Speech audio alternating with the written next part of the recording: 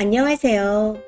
최근 너무 충격적인 일을 겪게 되어 어른들의 조언을 구하고 싶어 글을 써봅니다. 저는 사남매로 자랐습니다. 위로 오빠 둘과 언니가 있고 제가 막내입니다. 이 중에 부모님의 친딸은 언니뿐이며 오빠 둘이 입양되고 언니가 태어난 후 그 다음에 제가 입양됐다 들었습니다. 저는 현재 22살이고 저를 키워주신 부모님은 두 분 다 외국에 나가 계셔서 한국에는 저희 사남매만 있는 상태입니다.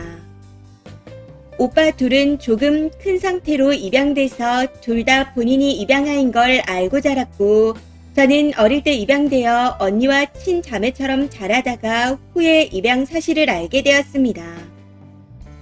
사실 어릴 때 오빠 둘이 언니를 더 챙기거나 예뻐한다고 종종 느낀 적은 있었지만 크게 신경 쓰지 않았습니다.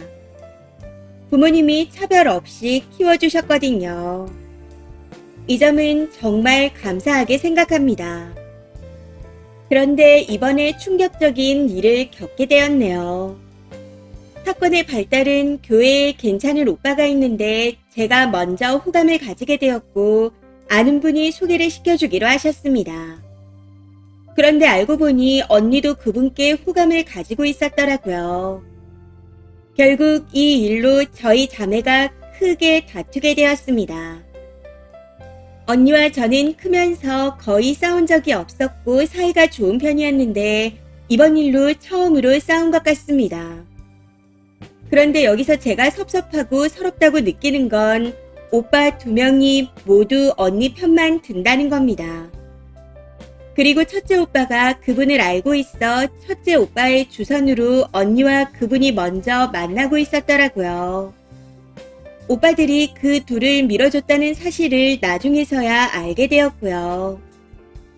그분은 오빠들과 아는 사이이며 저에게 소개시켜주기로 했던 분과도 아는 사이입니다. 원래 제가 먼저 좋아해서 소개받기로 했었는데 언니도 좋아한다는 이유로 오빠가 언니를 그분께 먼저 소개시켜 줬더라고요. 그리고 저에게 소개시켜주기로 한 지인에게 언니와 잘 만나고 있으니 저한테 소개하지 말라고 했다는 사실도 뒤늦게 알게 되었습니다. 이 일로 저희 남매들끼리 이야기를 나누게 되었는데 큰오빠가 지금까지 부모님께서 언니만 친딸인데도 차별 없이 키워주신 점을 예로 들며 저에게 양보하라고 합니다. 사실 지인이 저에게 소개시켜주기로 한 것을 큰오빠가 먼저 언니에게 소개시켜 주었고 먼저 좋아한 것도 저인데 말이죠. 어이가 없는 건 첫째 오빠도 모자라서 둘째 오빠까지 언니에게 양보하라고 했다는 겁니다. 그러면서 외국에 계신 부모님께는 신경 쓰실 거니 절대 말하지 말라고 하네요. 직접적으로 얘기하진 않았지만 대화를 하다가 제가 느끼게 된 결론은 너가 입양하고 언니가 너에게 양보하면서 잘한 것이 많았다. 그러니 이번에는 너가 양보해라. 하는 거였습니다. 이 일을 어떻게 생각하시나요? 외국에 계신 부모님께서 알게 되시면 제 편을 들어주실 것 같기도 하지만 부모님께 말씀드리면 오빠들과 언니와 저의 사이는 직감적으로 끝일 거라는 생각이 듭니다. 이게 정말 제가 양보해야 하는 부분인가요? 제가 먼저 좋아했고 제가 먼저 소개받기로 약속했고 언니가 나중에 좋아한 거였는데 이게 정말 맞는 건가요? 큰오빠도 제가 먼저 좋아한 사실을 알고 있었습니다. 그럼에도 언니랑 연결해주고 저에게 소개해주기로 한 분께 언니랑 잘 되고 있으니 소개하지 말라고 얘기했다는 게 충격입니다.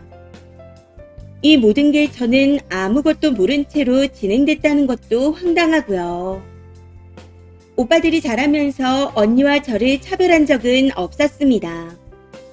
언니를 더 챙기거나 예뻐한다고 순간순간 느끼기는 했었지만 정말 별거 아닌 일들이었기에 괜찮았습니다. 그런데 이렇게 뒤에서 저를 속일 거라고는 생각하지 못해서인지 너무나도 큰 충격을 받았네요. 배신감도 느끼고요. 제가 조용히 입 다물고 넘어가는 것이 옳은 일일까요? 지금 언니와 그분은 잘 되어가고 있는 것 같고 저도 이제 와서 둘 사이를 갈라놓고 싶지도 않습니다. 다만 제가 섭섭한 건 오빠들이 분명 제가 먼저 좋아한 사실을 알고도 언니와 이어준 것, 그리고 순전히 언니 편을 드는 것. 이 두 가지가 너무 충격적이었고 가족으로서 정이 떨어진 것 같습니다. 지금은 며칠째 오빠들과 언니와도 얘기하고 있지 않습니다. 이런 상황에서 저는 어떻게 하는 게 좋을까요? 조언 부탁드립니다. 댓글입니다. 첫 번째. 왜 자꾸 먼저 좋아했단 말을 하는 거죠?